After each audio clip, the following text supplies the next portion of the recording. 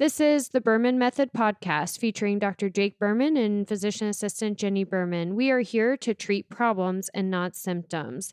Disclaimer, this podcast is for entertainment purposes only and not to treat anyone or to give medical advice.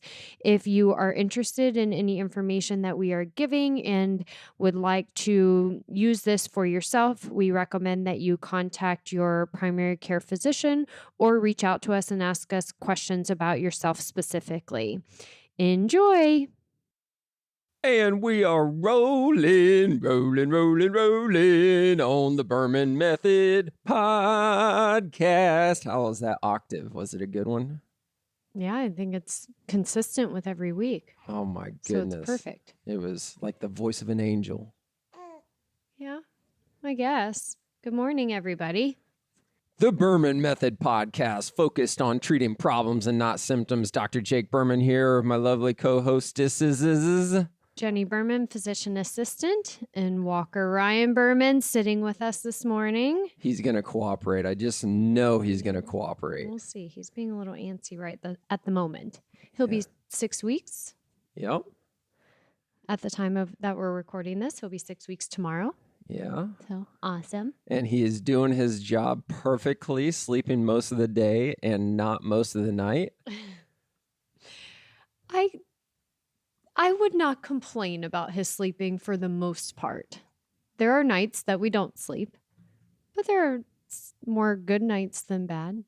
Yeah. And by good, I mean he still wakes up 2 times, but I think some people have it worse. I think Vera was worse. Vera is brutal. Vera didn't sleep till like 10 months in. And even just last week, she would come down the stairs at 12, midnight, 3 a.m. We're like, what is happening? We put her in a straitjacket and locked the door. Put her back in the crib, put a lid on the crib. Oh, wait, it's a dog cage. So anyway, he's not sleeping bad in perspective.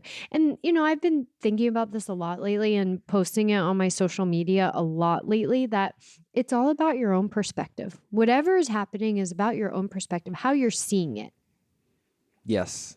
So with Walker waking up 2 times a night, when we put him in bed at 9 and we're up at 4:20 and he's still getting up 2 times in between that time, most commonly, sometimes 1, and then wakes up right 10 minutes before our alarm's going to go off. It could seem bad, or it could seem like, that's not so bad. It's all about how you perceive it. Exactly. And with Stella trying us right now and being very defiant, having amazing leadership skills, aka being bossy, talking back, rolling her eyes. So she's entered this new phase of, I'm almost 5 and I'm learning a lot from friends at school.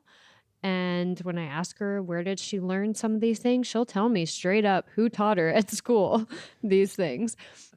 But, I try to think before I get overstimulated and angry and upset, how is this going to help her in life? Her bossiness is giving her leadership skills.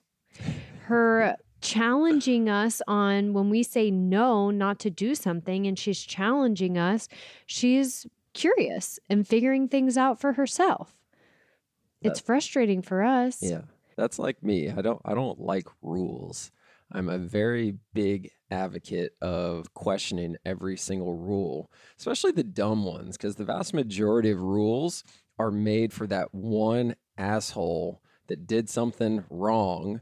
And then the rest of the law-abiding citizens now have to suffer because one idiot did something so egregious that the government says, you know what, we can't risk this happening again, so we're going to make this a law. And the 99.999% of law-abiding citizens now have to revolve around this dumb rule. So I think she gets that from me. Yeah, I 100% agree with you that her majority of her stubbornness comes from you. I'm very strong-willed, and I always have been. I mean, Vera also is giving us a run for our money and is very strong-willed, so it takes largely after me. But I don't go against rules. I'm not a rule breaker. You're a rule follower. I'm a rule follower, but I'm strong-willed. Yeah. You're stubborn. And I think there's a difference. And when you were just saying that about the rule following, it reminds me of every summer we go to this little tiny podunk town called Wielaka, and it's on the St. Johns River. And you guys have probably heard us talk about it before if you've been following our podcast, but that's where we spend a week at 4th of July at a condo with my family and do water skiing. And it's like this thing that we've done. We just had our 25th year anniversary doing it. So we've done it every single summer for 25 years with my family. But anyways, the point of the story is it's a one stoplight town. And on the street to go to our condo, there is a little midget stop sign. It's only about 4 feet tall, stop sign on the road. A 3-way stop sign. So the main road is going straight, and then there's a side street, and they put up a stop sign for the straight road, where like this is a normal straight road with this little T, and they should have the stop sign. The T should have a stop sign. Yeah. The side street that's turning should have the stop sign. Yes. And And a few years ago, out of nowhere, there was never a stop sign here. This is brand new. Right. Out of nowhere, somebody decided that they were going to bury a stop sign there. Not even regulation. You can tell that Billy Bob did this. And he buries this thing down. It's 4 feet off the ground. And I'm going, this is dumb. This stop sign should not be here. So I never stop at it. I don't even come close to stopping at it. No, he treats it as an optional stop sign. I'm like, I don't even slow down for this stop sign because it's so dumb. Anybody in the right mind assesses this situation and goes, why would this be a 3-way stop? This should definitely only be a 1-way stop. We're in the middle of nowhere. And the speed limits, by the way, the speed limits are 20 miles an hour. I think it's actually 15, but yes. And it's like, you should not put a stop sign here. It drives me absolutely nuts. And I audibly vent every single time I see it. We're going on almost 10 years of me venting on this thing.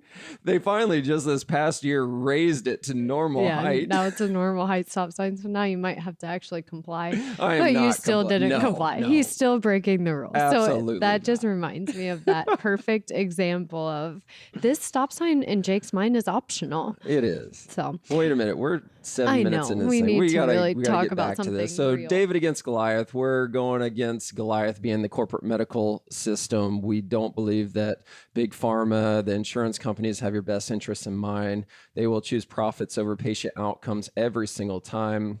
Western medicine is 100% focused on treating symptoms and not the actual problem. This is very explicitly evident in 100% of the medical schools in this country. 80% of the curriculum revolves around pharmacology. There's not a single pharmaceutical in the world that doesn't focus on treating symptoms versus actual problem causing the symptom.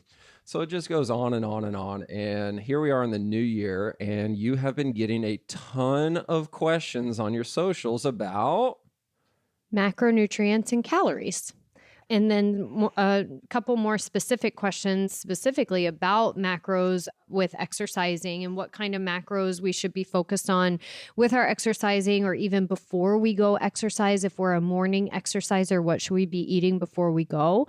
So let me break it down a little bit and just explain what macros are. I mean, we've talked about it many times on this podcast, but if you're new, macronutrients make up the proteins, carbohydrates, and fats in your diet. So you have the 3 main macronutrients: proteins, carbs, and fats.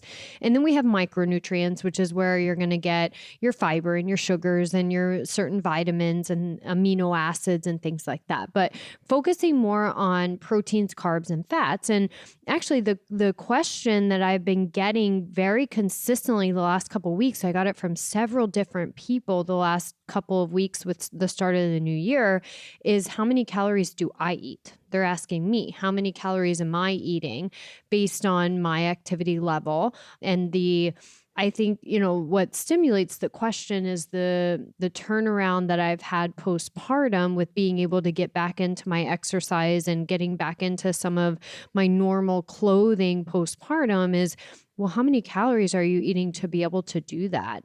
And my answer to everyone is, I haven't counted calories in years. I think the last time I counted my calories was maybe 4 years ago after having Stella, when I was not keeping up appropriately with the amount of milk I was pumping for her and my exercise, and I lost a significant amount of weight postpartum. And so I actually did have to count calories and say, how many am I expending and how many am I consuming? But since then, I've really only been focused on my macronutrients, the amount of proteins, carbs, and fats for the expenditure, for the activity level, for the stress response, for the amount of muscle mass and fat mass that I have. And that's how it should be for everyone. And that's how we treat it with our clients as well. So the big difference is the old school thought process of gaining weight or losing weight was as simple as calories in versus calories out. If you consume more calories per day than you burn, you're going to gain weight. If you consume less calories per day and you burn more, then you're going to lose weight. That's the old school thought process. And now we've got this new school thought process that is way more efficient, way more simpler, where you don't necessarily have to count calories because not all calories are created equal. That is 100% true. Not all calories are equal, meaning you can consume 1,500 calories in one meal at McDonald's. And I just did for breakfast yesterday, right? With my chimichanga from First Watch, chimichanga from First Watch with the potatoes, finished off my grits. Yeah, so that was easily 1,500 calories. So 1,500 calories in one meal out, like First Watch, even though that's a relatively healthy restaurant, people like to think of it as, or tropical smoothie. You can easily get 1,500 calories in one meal from tropical smoothie. McDonald's, those 1,500 calories are not equal to consuming a lean, adequate protein and vegetable every 2 to 3 hours and getting 1,500 calories at the end of your day that way.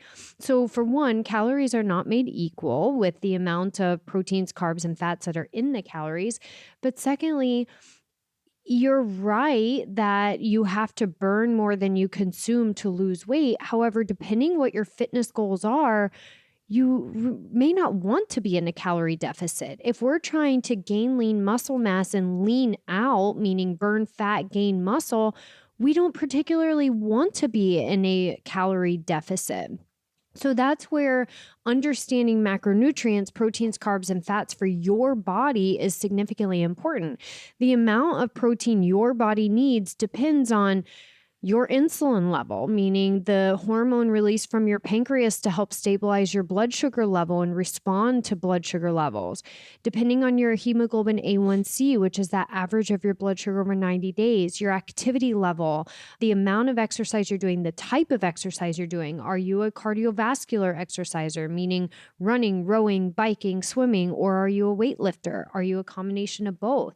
How much muscle mass do you have compared to fat mass? The amount of protein and carbs you need depends on how much fat mass you have and what your goal fat mass is, how much muscle mass you have, what your goal muscle mass is. What does your magnesium, red blood cell magnesium level look like? Which, by the way, is a blood test that majority of doctors don't even look at. What does your vitamin D level look like? Because that affects our blood sugar stability. So there's so many things that go into what your macronutrients should be and where your fitness goals are, but we should not be counting calories anymore. So what I'm hearing you say is, if I'm the listener and I just heard that 2-minute spiel of what you just got done saying, I'm overwhelmed because I don't know what any of that stuff is. And I'm going, what the hell is the point?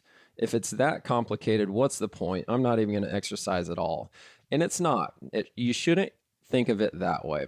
You should think of it as two different levels of quality, of intensity, or whatever your two different goals are. So there's the basic level. You could go to a car dealership and get a brand new car. You go get a brand new Hyundai, a brand new Camry, and it'll be a very nice car, and it'll get you from point A to point B.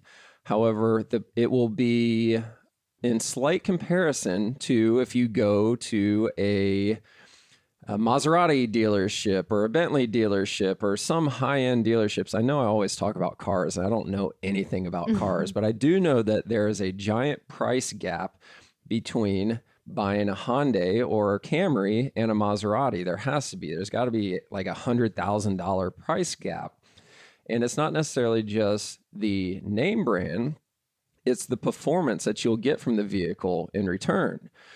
So yes, the Camry turns on, it has AC, power windows, gets you from point A to point B. However, the performance of it will be vastly different from a Maybach, right? So one of our clients, longtime clients and good friends, I just went and visited his farm out in Missouri. He's got a Maybach, and every time he's in town, I go for a ride in it, and I'm going, this thing is absolutely over the top. All the bells and whistles, the back seats recline. I mean, it's just amazing. But it's for that person that wants that much more. So when you're getting these generic questions on Instagram or all the socials saying, what am I supposed to be eating? You can't answer that question because you're a Maybach dealer. You're not a Hyundai dealer. If you're a Hyundai dealer, it's easy. It's calories in, calories out. Drink a protein shake before you go work out, and you should be okay. But if you're going to the Maybach dealership and you're looking at a $250,000 car, well, okay, well, what are you looking for? What is it exactly that you're trying to achieve here? We need to look at your blood level or your supplements, your blood levels, weight, body fat mass, all of these things to make the right decision. And am I hearing you correctly? Right. Yeah, you are. And so let me summarize simply is to say, depending, like Jake said, what you want to accomplish, you may consider coming to a functional medicine clinic, hopefully ours, having an evaluation of a medical consultation, having your blood work done, having an understanding of what your goals are, where you want to be, what you want to do, and let's get specific in figuring out what's best for your body and your metabolism. If you just want something to get started, something to start thinking about, start tracking on your own, focus on getting a lean, adequate protein. So this is going to be, doesn't have to be meat-based protein, but a protein source every 2 to 3 hours, starting within an hour of waking up in the morning. So if you're waking up at 5 a.m., by 6 a.m., you're getting a protein source. Hopefully that's around 20 to 30 grams of protein for somebody starting out, something basic. 20 to 30 grams of protein. That could be through something like eggs and chicken or turkey sausage. It could be a protein shake. It could be cottage cheese. It could be Greek yogurt. It can be turkey sausage with a sweet potato. Just something to get in lean protein. And again, there's certainly vegan options or vegetarian options if you're not a meat person, especially in the morning time. And then every 2 to 3 hours after that, you're getting a lean source of protein. Focus on your snacks, mid-morning, mid-afternoon, being 10, 15, 20 grams of protein. Focus on your meals, breakfast, lunch, and dinner, being in that 20 to 30 gram protein range. Then for your next macro, you're focusing on a cooked vegetable with 2 meals a day. That could be with lunch and dinner. That could be with breakfast and dinner, could be with breakfast and lunch. However you can consume 2 cooked vegetables a day, there's your carbohydrate and fiber intake that you need to be getting. And then healthy fats. So olive oil with cooking your vegetables, getting in some walnuts, some Brazil nuts, some pecans with your snacks, maybe getting in some avocado, a quarter to a half of an avocado with your breakfast or with your lunch. There's your healthy fat sources.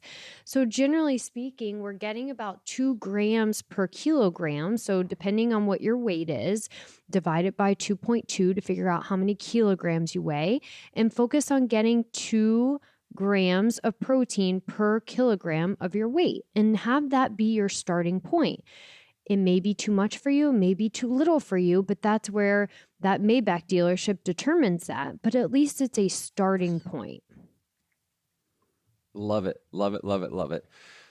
So again, if you're feeling overwhelmed from this, you shouldn't be feeling overwhelmed. That's why we are the experts in this. We're the guides. Come here. We've already figured this out for countless people. Jenny's already figured it out for countless people nationwide. So much of your business, Jenny, is nationwide with customers, clients that you've never even met face to face. So this is all virtual.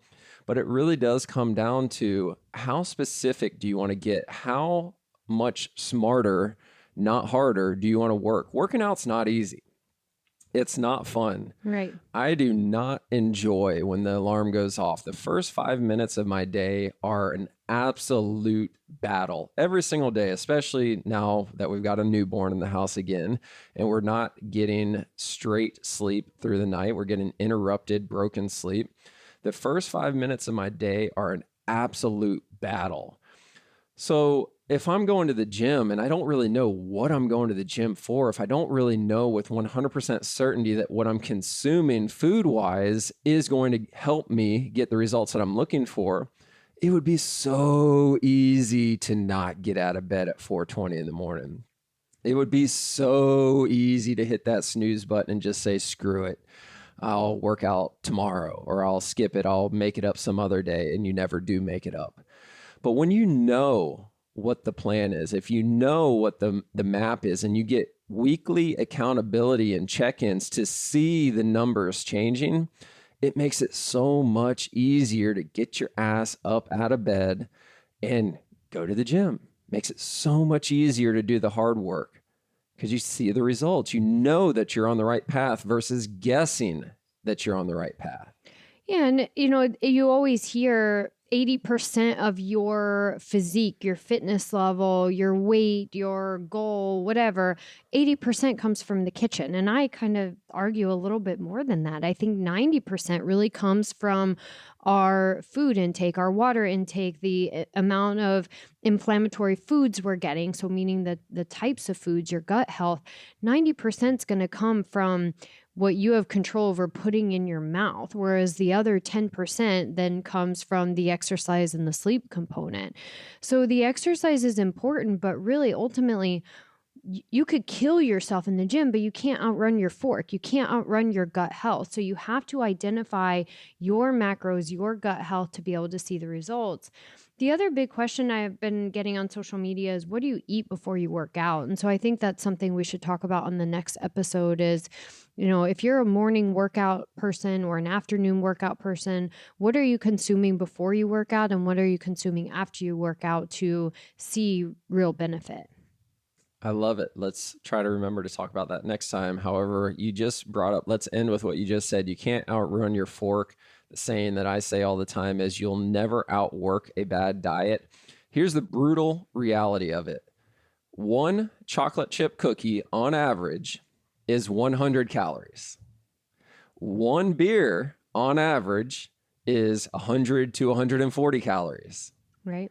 How many calories does the average person burn in a workout, a 45-minute workout? Less than 200. Less than 200. So if you have 3 cookies the night before you work out, you cannot work off those 3 cookies. If you have 2 beers per day, you're not outworking those 2 beers per day. And by the way, your Apple Watch telling you that you burned 450 calories in your workout, it's not accurate. That's sorry. a blatant lie. So sorry. Yeah, blatant lie. That is marketing to a T. Mm-hmm. That is hitting dopamine receptors. It's the same exact psychologically and pathophysiology as social media. When you see that number 430 calories, I burned 430 calories at the gym today, that stimulates the dopamine receptors, which makes you even more addicted to your Apple Watch.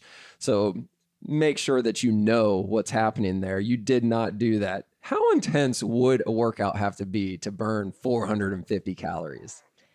Well, It would be several hours. I mean, at least over an hour. It'd be at least 90 minutes to be able to burn 450 calories. But yeah, you would be at 80+% perceived exertion for that long. for that long. Like, yeah. it's just insane. You're not doing it. If you're doing it, you're not listening to this podcast. Right. You're training for You're- the CrossFit Games. You're an elite athlete. Yeah, yes. you're an elite athlete. You're training for the CrossFit Games to compete on the national level. That's who's burning those kind of calories. Not Bob, not Sally, not Right. when we're doing 45 minutes, a 45-minute workout. And it's really probably 15 to 20 minutes of solid work during that Of 45. actually, movement and exercise. Just because you're on the treadmill doesn't mean that you're working, right? Right, especially if you're holding on. But yeah, if you're, doing long distance training, biking, marathon running, like those are the times, yes, you will burn that amount of calories, but you're hitting that perceived exertion too. So, all right, well, next time we will talk more about fueling your body before and after your workout. Have a great week, everybody. Like, subscribe, share this podcast. Yes, share this podcast with that person that you know is eating a cheat meal and then says they're going to go burn it off at the gym the next day. It ain't happening. Ciao for now. Thank you for subscribing on your social media and podcast platforms to the Berman Method. Dr. Jake Berman with Berman Physical Therapy and Jenny Berman, Physician Assistant with Berman Health and Wellness. You can find more information on our website, www.bermanpt.com for physical therapy, bermanpt.com/wellness for the health and wellness. You can also find us on social media, Facebook, Instagram, and on your podcast platform. So be sure to follow us, like us, subscribe to us. And if you would like any further information, definitely visit our website and reach out to us. You may also find our free reports on the websites as well, where you can download this free information for yourself. Have a great day.